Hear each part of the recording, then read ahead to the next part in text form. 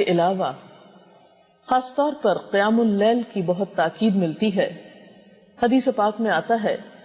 من قام رمضان ایمانا و احتسابا غفر له ما تقدم من ذنبه، جس نے رمضان میں ایمان اور احتساب کے ساتھ یعنی خالص نیت کے ساتھ اور اللہ تعالیٰ سے اجر و ثواب کی نیت کے ساتھ رات کو قیام کیا یعنی تراویح نماز ادا کی تو اس کے پچھلے گناہ معاف کر دیے جائیں گے۔ تراویح کی نماز بنیادی طور پر ایک نفل نماز ہے۔ نبی صلی اللہ علیہ وسلم سے ہمیں یہ پتہ چلتا ہے کہ آپ نے رمضان کی آخری راتوں میں باجماعت بھی اس نماز کا اہتمام کیا۔ حضرت ابو ذر سے مروی ہے، کہتے ہیں کہ ہم نے آپ صلی اللہ علیہ وسلم کے ساتھ روزے رکھے، آپ نے ہمیں تراویح کی نماز نہ پڑھائی یہاں تک کہ رمضان کے 7 دن باقی رہ گئے، یعنی آخری عشرہ آ گیا۔ 23ویں رات کی 1/3 گزرنے پر آپ نے ہمیں تراویح پڑھائی، پھر آپ نے 24 شب کو نماز نہیں پڑھائی۔ 25ویں شب آدھی رات گزرنے پر نماز تراویح پڑھائی۔ ہم نے کہا یا رسول اللہ صلی اللہ علیہ وسلم، کیا ہی اچھا ہو اگر آپ رمضان کی باقی راتوں میں بھی ہمیں نفل نماز پڑھائیں۔ نبی صلی اللہ علیہ وسلم نے فرمایا جس نے امام کے فارغ ہونے تک امام کے ساتھ قیام کیا یعنی باجماعت یہ نماز ادا کی، اس کے لیے ساری رات کے قیام کا ثواب لکھا جائے گا۔ پھر آپ نے ہمیں نماز تراویح نہیں پڑھائی حتیٰ کہ 3 روز باقی رہ گئے، چنانچہ آپ نے ہمیں تیسری مرتبہ 27ویں شب تراویح پڑھائی، جس میں اپنے اہل و عیال کو بھی شامل کیا، یعنی خواتین بھی شامل ہوئیں، یہاں تک کہ ہمیں فلاح کے ختم ہونے کا ڈر ہوا۔ میں نے حضرت ابو ذر سے پوچھا فلاح کیا ہے؟ حضرت ابو ذر نے جواب دیا سحری،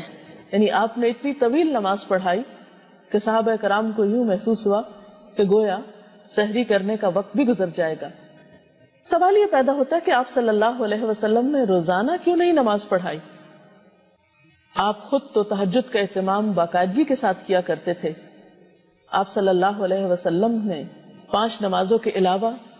رات کا قیام اپنے لیے لازم کر رکھا تھا، لیکن دوسروں کو یہ نماز رمضان کی ہر شب باجماعت نہ پڑھانے کے پیچھے ایک حکمت یہ ہو سکتی ہے کہ اگر آپ ایسا کرتے تو شاید یہ نماز فرض کے درجے کو پہنچ جاتی اور پھر امت کے لیے اس کو ادا کرنا مشقت کا سبب ہوتا، کیونکہ ایک اور روایت سے یہ پتہ چلتا ہے کہ ان راتوں میں لوگوں کا شوق اور ذوق دیکھنے کے قابل تھا، یعنی ہر رات میں پہلے سے زیادہ لوگ نماز میں شریک ہوئے، کیونکہ اس نماز کے پڑھنے کا اپنا ہی ایک لطف ہوتا ہے، کیونکہ خاص طور پر اس میں انسان کو موقع ملتا ہے کہ وہ تراویح میں پورے کا پورا قرآن پاک سن سکے۔ رات کے اس قیام کے علاوہ دن میں مختلف اوقات میں نوافل کا اہتمام کیا جا سکتا ہے، کیونکہ رمضان میں ایک نفل ادا کرنے کا ثواب عام دنوں کے فرض ادا کرنے کے برابر ہے، لیکن یہ یاد رہے کہ نوافل میں اعتدال بہت ضروری ہے۔ حضرت انس کہتے ہیں کہ نبی صلی اللہ علیہ وسلم نے فرمایا نفل نماز اپنی طبیعت کی خوشی اور شوق کے مطابق پڑھو، جب طبیعت تھک جائے تو بیٹھ جاؤ۔ اس سے یہ بھی پتہ چلتا ہے کہ نفل نماز بیٹھ کر بھی ادا کی جا سکتی ہے اور جتنی کسی کی استطاعت ہو اس کے مطابق۔ حضرت عائشہ کہتی ہیں کہ نبی صلی اللہ علیہ وسلم نے فرمایا اپنی ہمت کے مطابق عبادت کرو، اللہ تعالیٰ کبھی نہیں تھکتا، یعنی وہ اجر دینے سے نہیں تھکتا جبکہ تم تھک جاتے ہو، یعنی ایسا نہ ہو کہ تم ایک کام شروع کرو اور اتنا زیادہ شروع کر دو کہ پھر اس کو نبھا نہ سکو، تو یہ عمل پسندیدہ نہیں۔ حضرت عبداللہ بن عمرو بن العاص کہتے ہیں کہ نبی صلی اللہ علیہ وسلم نے فرمایا اے عبداللہ تم فلاں آدمی کی طرح نہ ہو جانا جو رات کو اٹھا کرتا تھا پھر اس نے اٹھنا چھوڑ دیا، یعنی انسان ایک کام شروع کرے نیکی کا اور پھر کچھ دنوں کے بعد چھوڑ دے تو یہ بات درست نہیں۔ اس کا یہ مطلب نہیں کہ ہم رمضان میں تراویح کی نماز چھوڑ دیں کہ شاید ہم عام دنوں میں تہجد نہیں پڑھ سکیں گے، نہیں، ہو سکتا ہے کہ اللہ سبحانہ و تعالی